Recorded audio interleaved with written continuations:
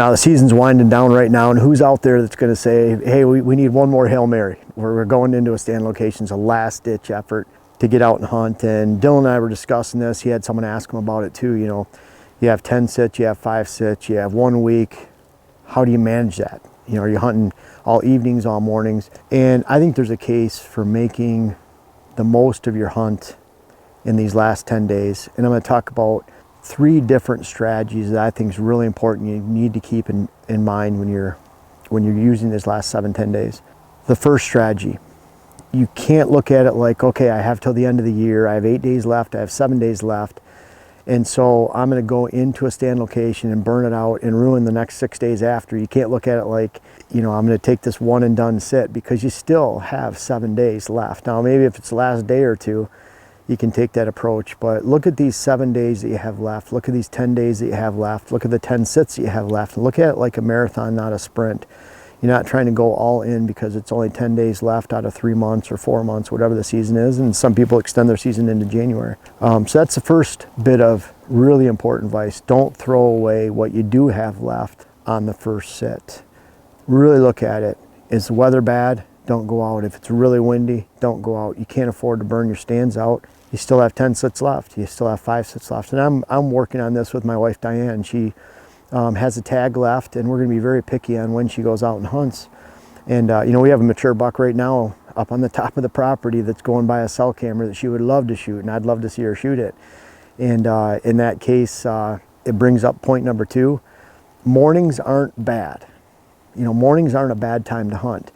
Where that buck's going back by right now and getting his picture taken is an area between bedding areas. It's on a bench. It's next to a really big browse CRP field where it doesn't hold any deer, but they sure focus on it for feeding during the night, a couple times on the edges during the day. They're in and around that field edge.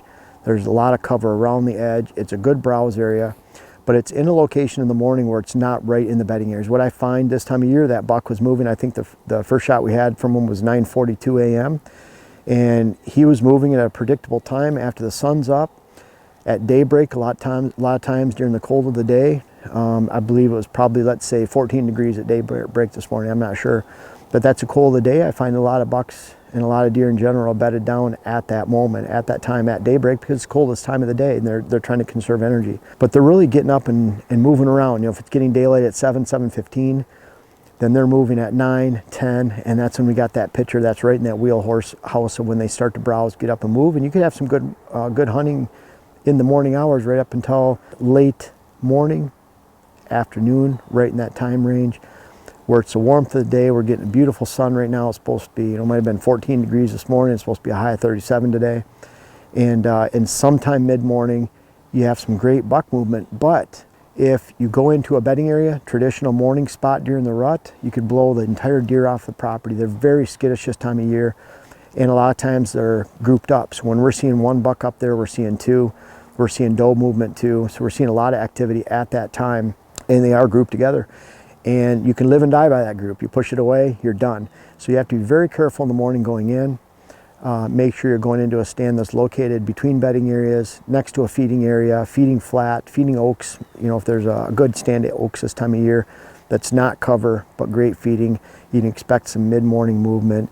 And so I would take advantage of that. But just as like number 1, you don't want to blow out your next 7 days of hunts the first day. You can take a chance on those mornings. I believe there's some great opportunity like we witnessed this morning on the cell cams, but you don't want to go all in and blow out. You have to be very careful that you're not blowing out future sits, because number 3, the priority is on evening movement hunting. So I'm not going to go in and hunt a morning stand if it's going to blow out the perfect evening stand where I know deer are coming down to a food source or going into a clear cut on public land. I'm taking that chance to go in the morning that could blow out the movement that's relating to that evening. They don't just shift around and move around a quarter mile and come in from a different direction. They leave this time of year. They might leave and go a mile or 2 miles away. So last ditch effort, it's a Hail Mary. You want those deer to feel safe, maintain the security and the low pressure cover and food that you have right now, and that's why the deer are there in the first place. So again, don't blow out your sits the first time. Really pay attention to the weather, the high winds. times when the deer are not going to move. That time they're not going to move a lot of times in the cold of the morning. It sets up some great morning hunts. Really pick your time to do so. But bottom line, don't blow out those evening hunts. And if you can get in and watch an evening hunt, you know, with a gun, with a muzzleloader from a distance, you might be able to hunt every evening and not spook those deer. But a lot of times we're hunting tree stands on the way to food. And right now with bow season, like if Diane goes out, she has a bow license, so it's close movement. We're really actually not even watching the food plots, we're watching the movement to and from. And anytime you're watching movement to and from, and it's bow distance, you have a chance of spooking out movement. So we're being very careful on and selective of when we hunt. We're picking our times. Even though there's only a few days left of the season, you still can't afford to blow it all the first sit. And that's how I manage the last ditch, late season hunting efforts that are happening right now. And I've been on client properties, 7 in the last 8 days, and I go now with my 10 to 12 days a month all the way through September. And I'm getting a little itchy that it makes me want to go out and hunt. I think we'll try shoot some does next week, but I really, even if I'm shooting does, I have to manage when Diane's hunting for her to try to fill her buck license. We've got to be careful.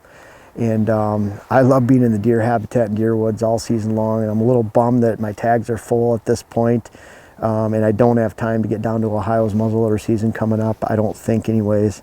And I hope you guys have some tags that you can experience a last ditch effort and you don't blow it all in that first sit. You can manage these last sits and find success in the late season. I love hunting this time of year. I hope you do too. There's a lot of opportunity. And hey, while you're at it, you know, it's Christmas time. This is a great time to enjoy some reading and enjoy some books. I have 5 books on my site. I have a 6th one that'll be coming out sometime. It's almost done. Great Christmas presents. We sell a whole bunch of books this time of year. Diane's feverishly working at getting them out every day. We sell them through Amazon, and we prefer you buy them on our site if you do, and we have the ebooks. And thank you for watching. Please subscribe, and I really appreciate your comments below.